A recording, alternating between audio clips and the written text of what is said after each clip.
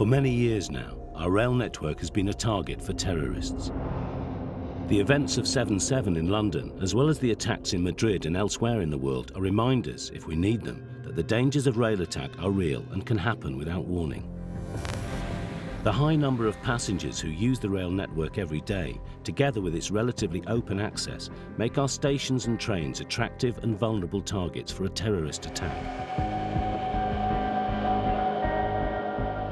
If we were to put in place security measures which effectively shut down the rail network, or make it too expensive or time-consuming to travel, we would be handing the terrorists a moral victory. So instead, the aim is to limit the risks as far as possible, while still allowing people to go about their day-to-day business. Working alongside the British Transport Police, the security and intelligence agencies and industry, Transec is the Security and Contingencies Directorate of the Department for Transport.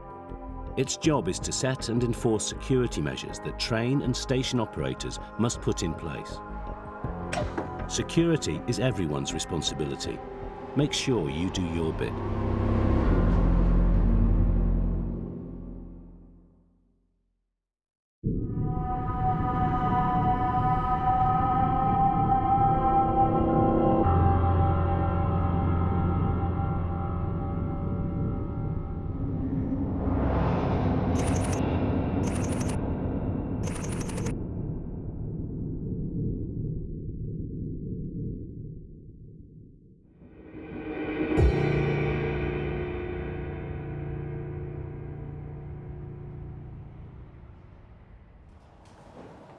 The network is at risk before the trains even enter service.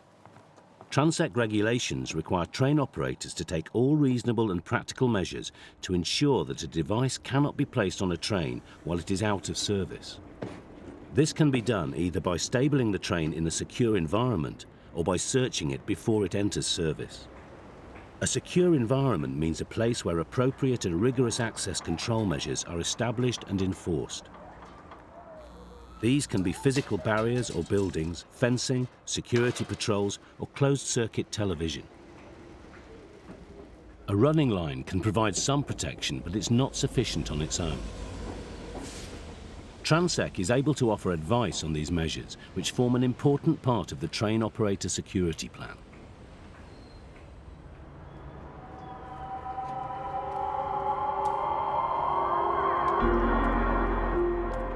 The alternative to secure stabling is to search the train before it enters passenger service at the start of each day.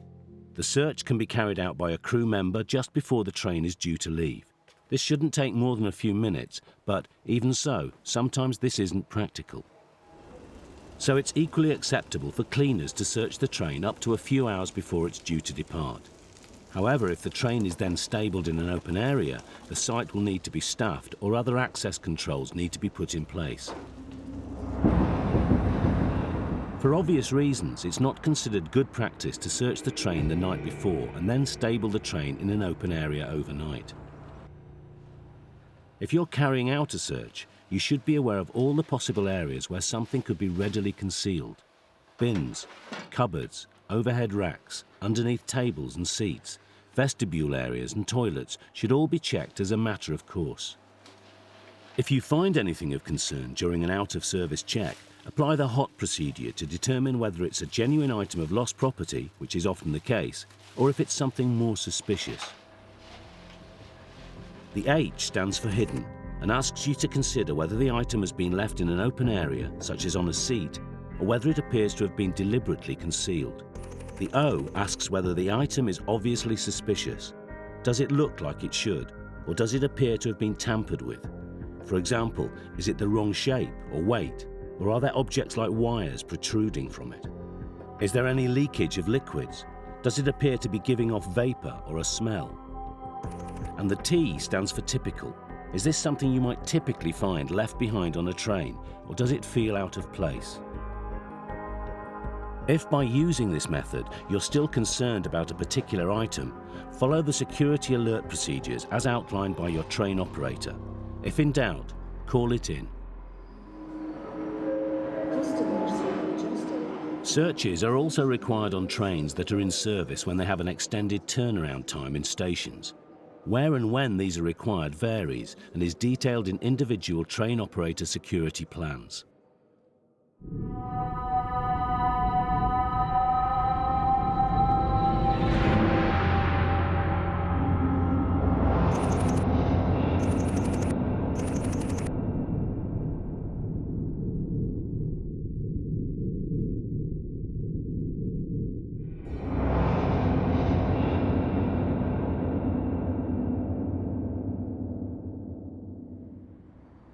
The transition period, where a train is entering service for the first time in the day, or where it's standing idle between services, is another time where onboard security may be compromised.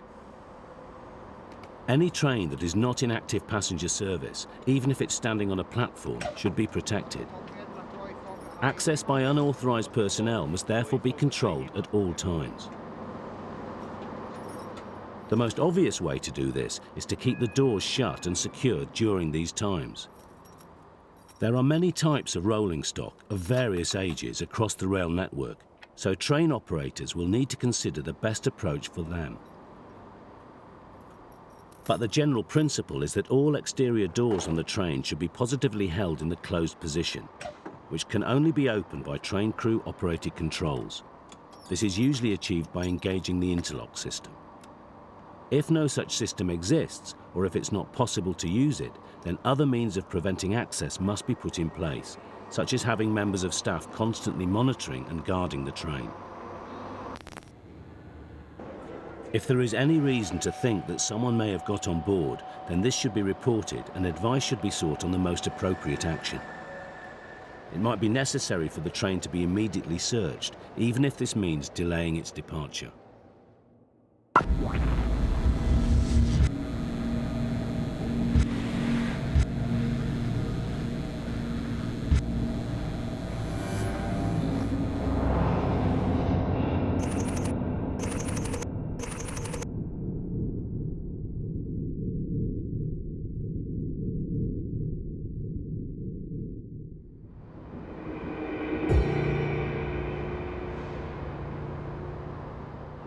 Identifying suspicious baggage during a busy passenger service is difficult.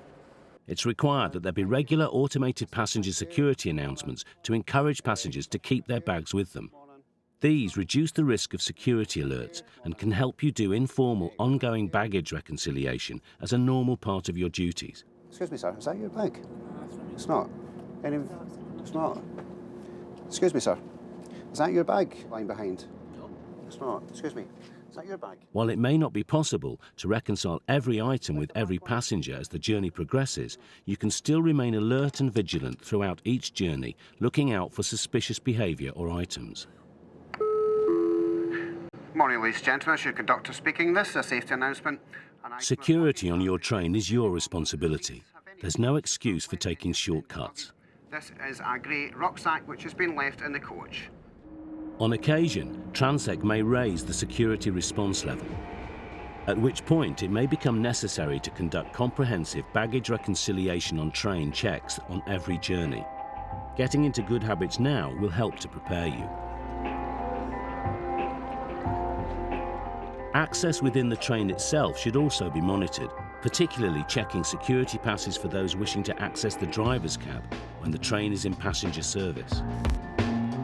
And a general awareness of suspicious behaviour is also important, as well as an understanding of how to react to it. If in doubt, consider asking the person if everything is okay or if you can be of assistance. There could be an innocent explanation for their actions, but if you have any concerns or doubt, call it in. The rail system in the UK is a huge, complex and relatively open network.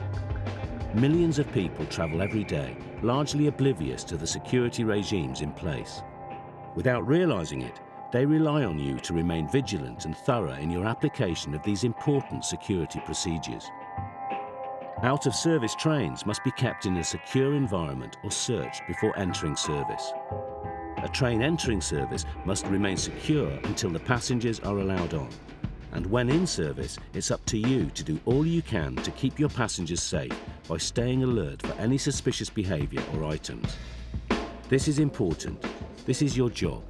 Please do it well.